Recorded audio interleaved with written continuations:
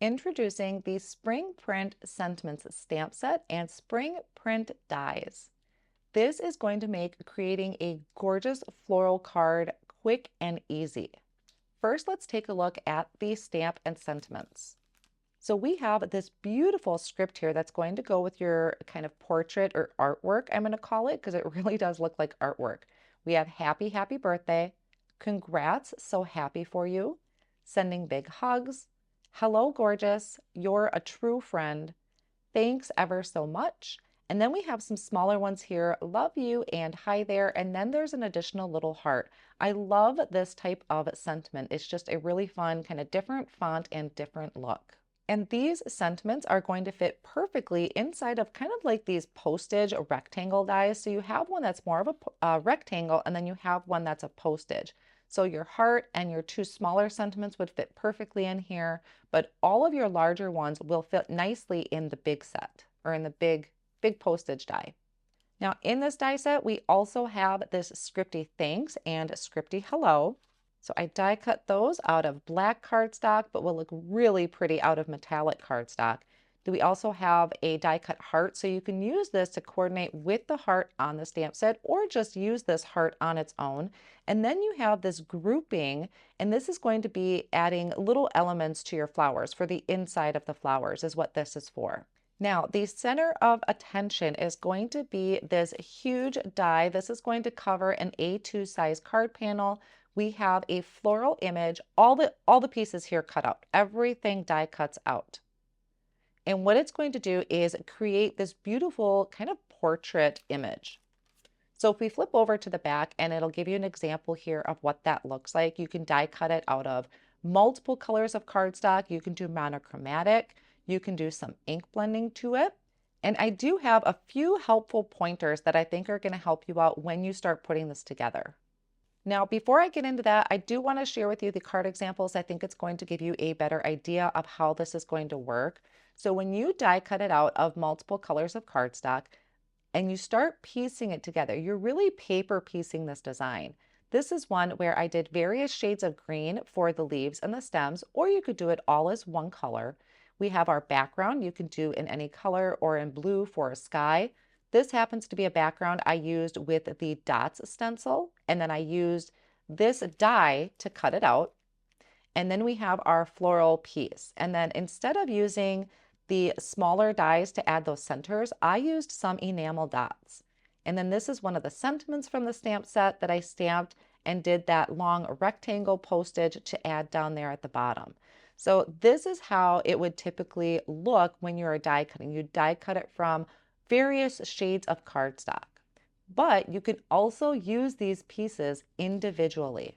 And what I mean by that is that you can die cut it out of a couple shades of cardstock and then just use these pieces for the front of your card. And it's also really, really nice to ink blend those individual pieces. So each of these is an individual piece that I added ink blending to. So this is Wildberry cardstock with Wildberry ink. And it adds so much to your floral image by that ink blending. I'm going to show you another card example in just a moment. It might be a little harder to see that with the Wildberry, but you can definitely see it on the pink. Now, when you are doing your layering pieces, you're going to want to start in the bottom left-hand corner when you die cut it out. So these are some of the leftover pieces that I have that I plan on using.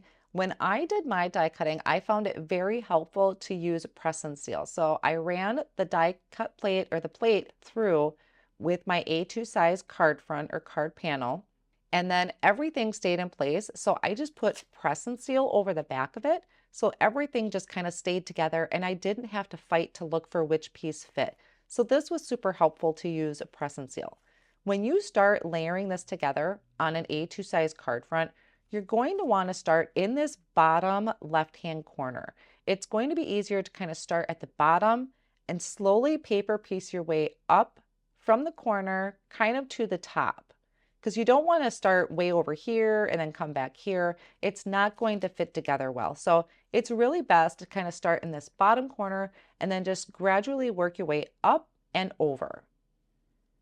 This is another piece I did where I actually had a die cut out of just white cardstock, and then I did some ink blending. I'll show you the card that I actually used this piece on, but you can just do it in white cardstock and add color to it with your ink blending. So you can see how each of these pieces is just going to pull out. So they're all individual, just like a puzzle. So if you love puzzles, think of it kind of like that, except we have a little bit of a cheat here because I can use press and seal to keep these pieces together for me while I put it back together.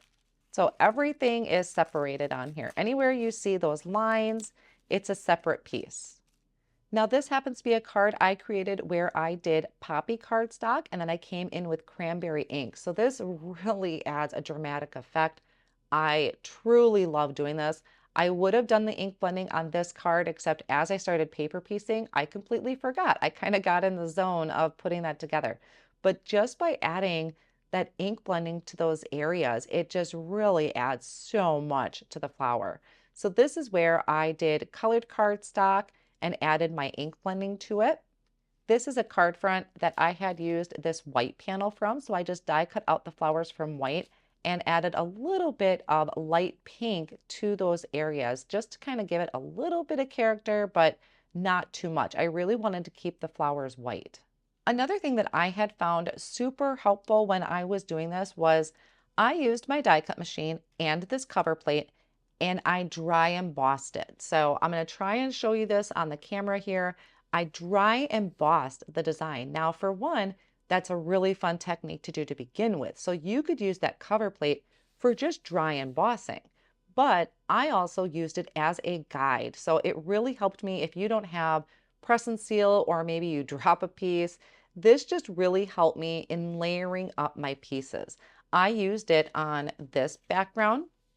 You may be able to see here the embossed areas of the design. And I did trim the panel down, but I embossed it first and it was such a helpful way to line up my pieces. I also would recommend using either some liquid glue or possibly a tape runner, something that you have a little bit of time to do some adjusting to, because if you put a piece down and then you get to maybe the background and you find it's not layering up quite right, you want to be able to move these pieces a little bit. I did find that in some of my backgrounds where I might have just placed it a smidgen off where it didn't fit. So I needed an adhesive that I was able to have a little bit of that working time or that wiggle room. And actually, I think it was using a tape runner. I did on most of these pieces.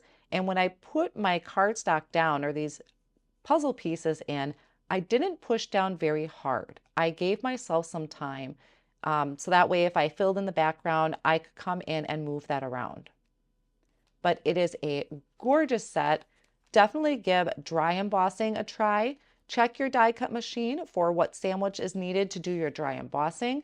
This is using the Concord and Ninth white cardstock and it embosses beautifully. But lots of fun ways that you can use this particular set. This one, I just simply added a hello at the bottom and the background was done with Sprout cardstock using the Dots Stencil in Sprout ink. So love all of these and how they all came out. And you are going to make some beautiful pieces of art with this. And that is a look at the Spring Print Dies and Stamp Set.